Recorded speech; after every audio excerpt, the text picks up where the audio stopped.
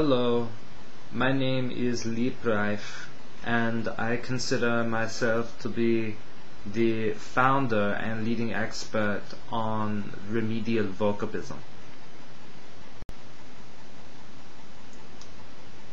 Now, I realize that the majority of my viewers are not familiar with the concept of Remedial Vokobism, and therefore I have taken it upon myself to introduce this philosophy in a series of short videos that I plan to release periodically on YouTube.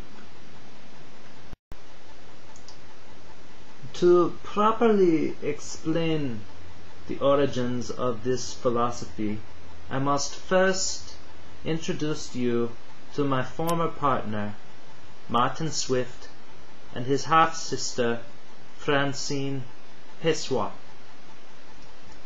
They were both kidnapped 2 years ago, this October.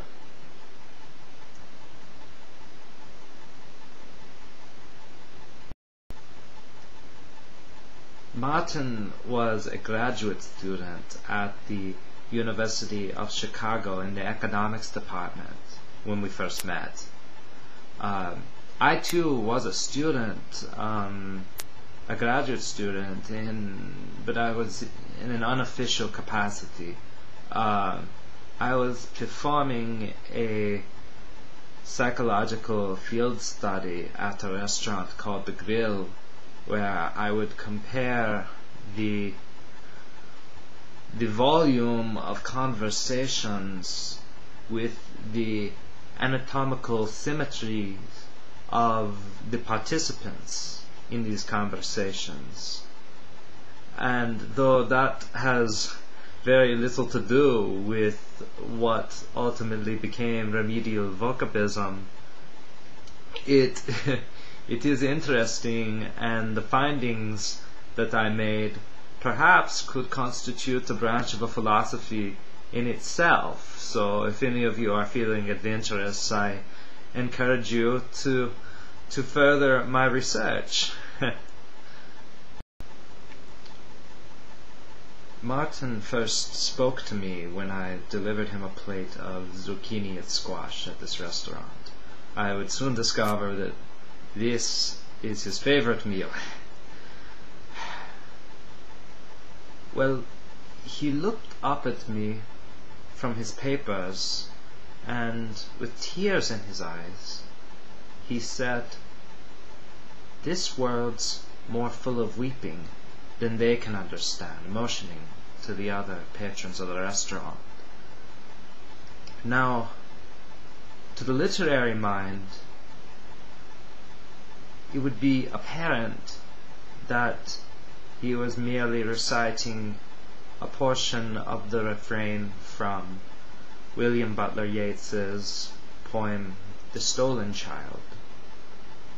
But as I mentioned before, Martin was an economics graduate student, and he did not care particularly for literature.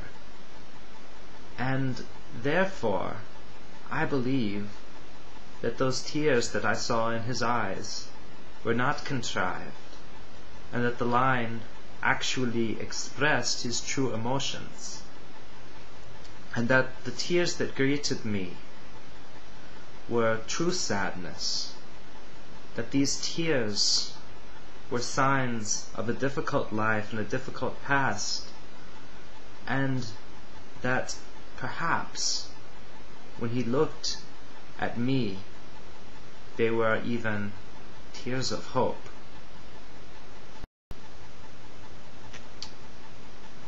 I apologize for this rather boring and slightly depressing video entry, and I know that you, as the viewers, do not care to hear the background quite as much, and that it can wear you down. But next time I will go ahead and jump into some of the tenets of Remedial Vokobism. But I do feel that the background is vital to understanding the philosophy as it stands now. So I urge you to bear with me, and all will be made clear at some time in the near future. I do not want these video entries to be particularly long, so that the viewer gets bored and chooses not to follow this philosophy. So I will say goodbye for now, and I hope that you will join me again very soon.